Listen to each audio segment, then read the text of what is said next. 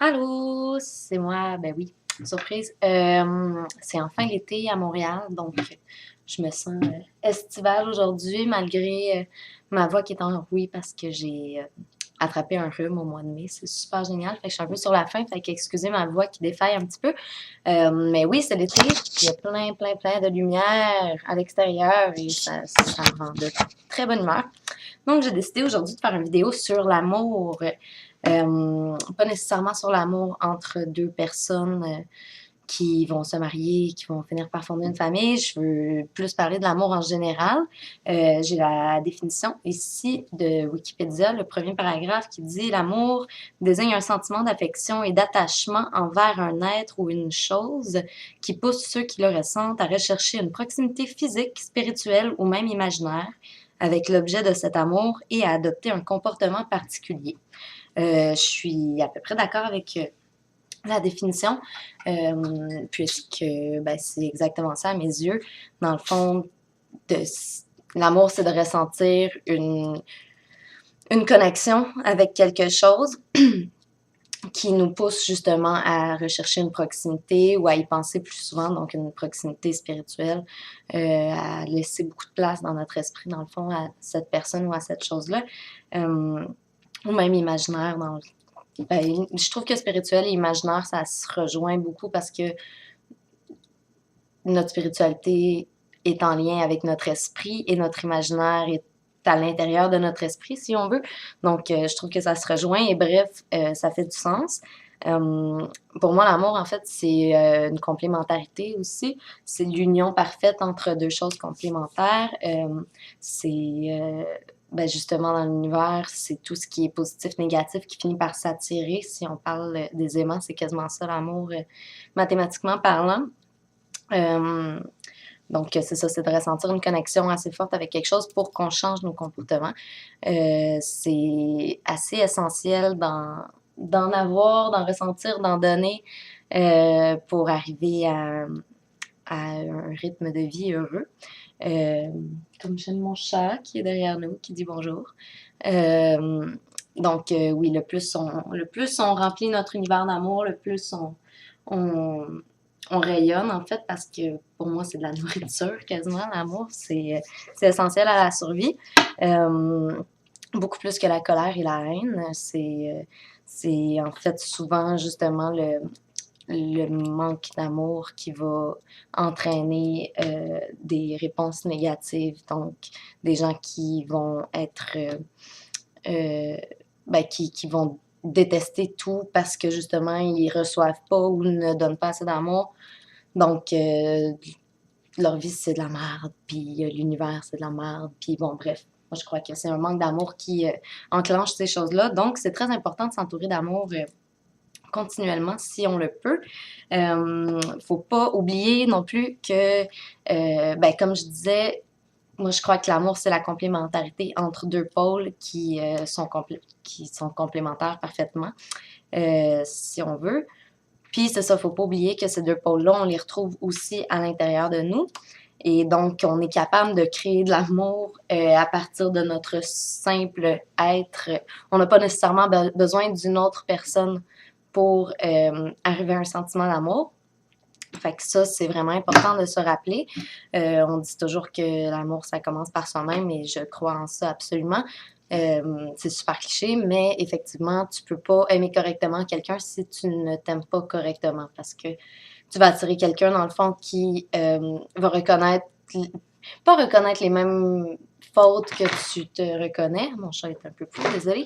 Euh, mais c'est ça, j'ai l'impression que quand tu ne t'aimes pas à 100%, tu vas attirer quelqu'un dans ta vie qui, lui ou elle non plus, ne s'aime pas à 100%. Et ensemble, ben, vous n'allez pas bâtir quelque chose de parfaitement complémentaire parce que chacun a ses insécurités. Et ben, ça peut créer de la discorde à la longue. Mais je crois quand même cependant que ce genre d'amour-là peut aider à faire évoluer et est nécessaire dans la vie de tous et chacun. On a tous besoin de pas d'une relation qui marche pas, mais dans le sens où ce genre de relation-là peut nous aider justement à apprendre à se connaître et à s'aimer plus, à reconnaître nos limites et toutes ces choses-là. Donc ça, c'est important quand même de... C'est une étape qui n'est pas négligeable, même si on se demande tout le temps pourquoi lorsqu'on est en peine d'amour, pourquoi ça nous arrive à nous, puis qu'est-ce qu'on a fait, puis c'est donc terrible la vie. Moi, je crois quand même que c'est part signifiante de l'évolution et c'est ce qui ne tue pas rend plus fort et j'ai jamais vu personne mourir d'une peine d'amour à part les malheureux qui passent à un acte suicidaire après, et ça, je trouve ça vraiment triste. Donc, si vous en connaissez ou si... En tout cas, mes sympathies à ceux qui ont perdu un proche de cette manière, je trouve ça vraiment malheureux, mais autrement que personne ne peut mourir physiquement d'une peine d'amour à moins de poser un acte quelconque. Donc, une peine d'amour peut être très évolutive et n'est pas nécessairement négative. L'amour permet d'évoluer, ouais, c'est ça, je regarde mes petites notes. L'amour permet d'évoluer et devrait être éternel, même s'il se transforme. Ça, je trouve ça important, puis ça rejoint ce que je disais d'ailleurs avant de lire les notes, que ben, justement, l'amour aide à évoluer et devrait être éternel jusqu'à même s'il se transforme, c'est-à-dire justement quelqu'un qui a eu un passage dans ta vie et qui ben, a eu une place significative et que finalement les chemins se sont séparés, ne devrait pas être à détester nécessairement parce que justement cet amour-là a déjà existé. Comme il a déjà existé, je crois qu'il est éternel et qu'il devrait être chéri même si l'amour s'est transformé et ne prend plus la même place dans la vie de quelqu'un, puisque c'est un sentiment évolutif et que toute situation qui concerne l'amour devrait être chérie parce que c'est merveilleux. Je crois aussi que l'amour est la solution à tous les problèmes et c'est pour ça que ça va pas bien dans le monde. C'est justement, c'est dès que les gens ont un conflit, puis quand on a un conflit, c'est qu'on n'a pas un amour inconditionnel. Mais je crois que si l'amour inconditionnel existait réellement dans notre société, il n'y aurait pas de problème jamais parce que tout le monde serait très acceptant et tout le monde auraient confiance en eux et en leur capacité et aimeraient leur vie et il n'y aurait pas de conflit parce que tout le monde aimerait tout le monde et on s'arrangerait. Fait que c'est vraiment c'est la pensée magique. On va régler, on va créer la paix dans le monde en s'aimant tous. Ce serait merveilleux. Je crois que ça commence justement par soi-même. On devrait tous au moins faire cet minime effort-là. Excusez-moi. Parce que si on commence même pas par soi-même, si on perd espoir que le monde peut un jour être une place merveilleuse, comme il l'a déjà été, ben, c'est un peu de l'auto-sabotage, en fait, parce que c'est ça, on est tous des êtres d'amour et de lumière, si on veut. On a tous cette étincelle-là à l'intérieur de nous, jusqu'à temps que notre cœur arrête de battre, au moins. Donc, on devrait au moins se donner cette importance-là en tant qu'être humain. Je demande pas, je demande pas, j'aimerais donc, mais je demande pas à personne de nécessairement envoyer de l'amour partout parce que ça peut être très difficile pour quelqu'un qui part de loin, mais au moins commencez par vous-même parce que si vous le savez pas encore, vous allez être avec vous toute votre vie et c'est plus fun de passer sa vie avec quelqu'un qu'on aime plutôt qu'avec quelqu'un qu'on déteste parce qu'on s'entend que on ne pourra pas quitter ce corps d'ici la fin. Donc, prenez soin de vous. C'est important. Excusez-moi avant, c'est vraiment désagréable. Mais voilà, aimez-vous et ensuite l'amour rentrera dans votre vie plus facilement. Je crois que ce qui tue l'amour, c'est l'insécurité et la peur. Parce que autrement, si on n'avait pas peur de perdre les gens, mais on les aimerait inconditionnellement et ça ne créerait pas de conflit, il n'y aurait pas de jalousie, il n'y aurait pas toutes ces choses. Mais c'est ça, quand on a peur de perdre quelque chose ou juste de